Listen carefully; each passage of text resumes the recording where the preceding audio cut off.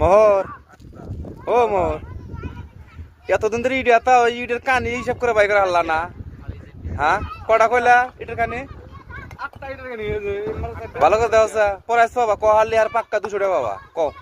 যাও ওটা না তুমি খাড়াং করে যেটা সেটা কও কয়টা কোন ধরা লাগবে ওটা কিছু তুমি খাড়াং করে কয়টা আছে 8টা বাবা হইলো না তোমার রেজাল্ট তুমি পাইলা না কত দে হাকিম কত দে কয়টা হ্যাঁ ইটটা হ্যাঁ ইটটা জাগাও উঁচা করো হ্যাঁ